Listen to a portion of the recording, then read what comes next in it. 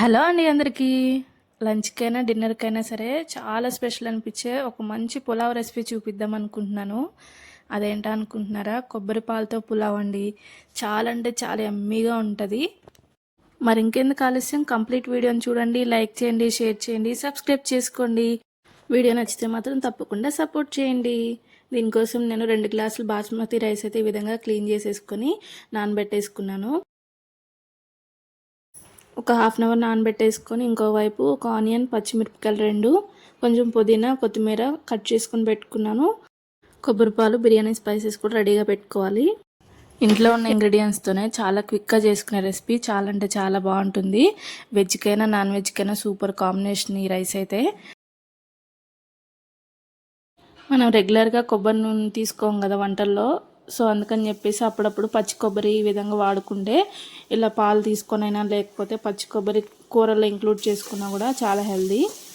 ప్రాసెస్లోకి వెళ్ళిపోదామా. దీనికోసం బిర్యానీ గిన్నె అయితే పొయ్యి మీద పెట్టేసుకొని సరిపోయినంత ఆయిల్ వేసుకొని హీట్ అయిన తర్వాత బిర్యానీ స్పైసెస్ ఎక్కువ అవసరం లేదు.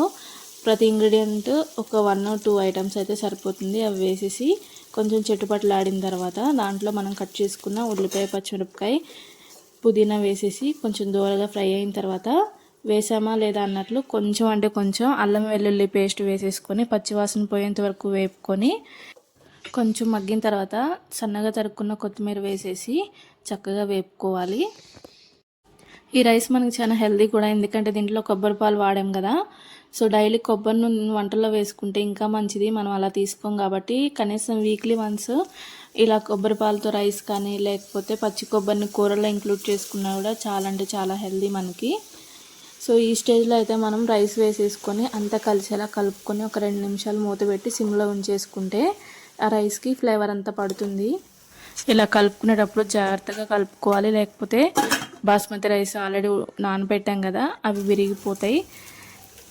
ఒక్క 2 నిమిషాలు సిమ్లో ఉంచిన తర్వాత ఈ విధంగా కొలత వేసుకొని నేను ఈ గ్లాస్తో 2 గ్లాసులు బియ్యానికి 1.5 గ్లాస్ కొబ్బరి పాలు, 1.5 గ్లాస్ నార్మల్ వాటర్ తీసుకున్నాను.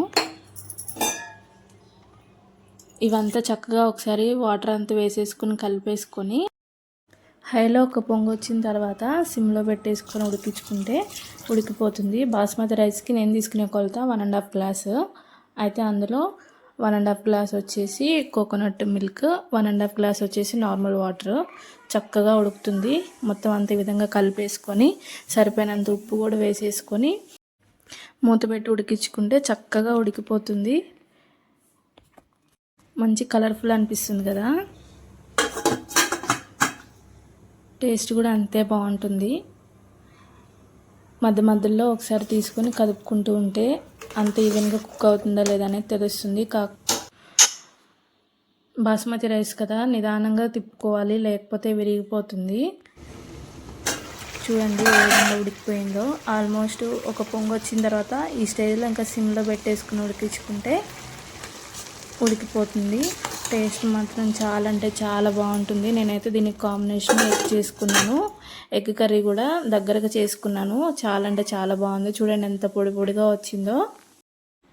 ముద్దుకి ఆహా అనిపిస్తుంది. చాలా అంటే చాలా టేస్ట్ అనేది డిఫరెంట్గా కూడా ఉంటుంది. ఎందుకంటే కొబ్బరి పాలతో చేసుకున్నాం కదా, నార్మల్గా అస్సలు అనిపించదు, డిఫరెంట్గా అనిపిస్తుంది. మళ్ళా మనకు చేసుకోవాలని కూడా అనిపిస్తుంది. నేనైతే ప్లేట్లో చేసుకుంటున్నాను. ఈ విధంగా సర్వ్ చేసుకొని ఎంజాయ్ చేయటమే. చాలా అంటే చాలా బాగుంది ఎగ్లోకి కూడా. సో తప్పకుండా ట్రై చేయండి. వెజ్ వాళ్ళైతే మసాలా వంకాయ కానీ ఆ విధంగా చేసుకొని ఎంజాయ్ చేయొచ్చు, లేదంటే చామదుంప పులుసులో అయినా చాలా అంటే చాలా బాగుంటుంది. ఓకేనా? ప్లీజ్ అండి నా వీడియో లైక్ చేయండి, షేర్ చేయండి, సబ్స్క్రైబ్ చేసుకోండి. మరి మీరు ఏ విధంగా చేస్తారో నాకైతే కమెంట్ చేయండి. నేనైతే పులావ్ ఈ విధంగా చేస్తాను. ఇంతకుముందు కొబ్బరి అన్నం ఆల్రెడీ మీకు షేర్ చేశాను కదా, సో అలా కూడా చేసుకోవచ్చు. చాలా బాగుంటుంది. థ్యాంక్ యూ అండి. Bye bye.